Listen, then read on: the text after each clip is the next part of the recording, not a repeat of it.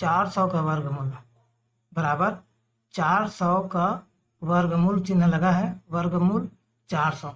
देखिए यहाँ पे 400 का लघुत्तम समापवर्त के माध्यम से अभाज्य गुणनखंड निकाला गया है। 400 में 2 से भाग दिया गया है। 400 में 2 का भाग करने पर 200 आता है।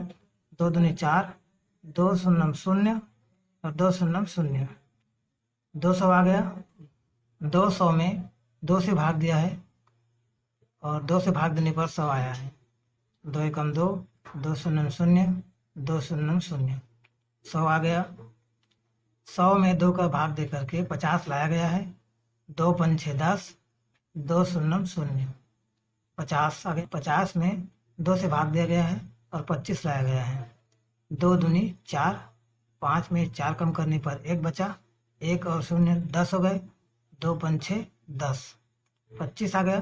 25 को 5 से भाग दे करके 5 लाया गया है।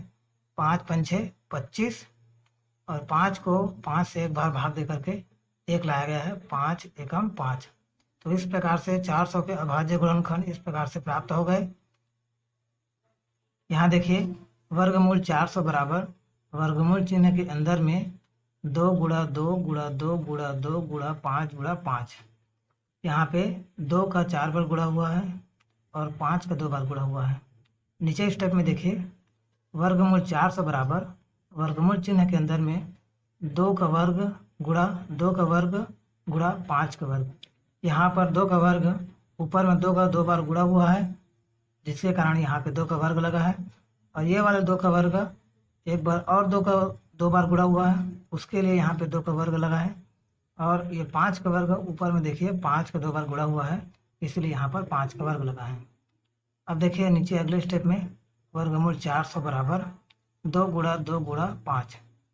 ये जो वर्ग के चिन्ह लगे हुए हैं ये सारे वर्ग के चिन्ह इस वर्गमूल के चिन्ह को हटा दिए और यहाँ पर केवल 2 गुणा 2 गुणा 5 बचा हुआ है। अगले स्टेप में देखिए 400 वर्गमूल 400 बराबर 20। 2 गुणा 2 गुणा 5 को गुणा करने पर 20 आया है। 2 दूनी 4, 4 पंछे 20।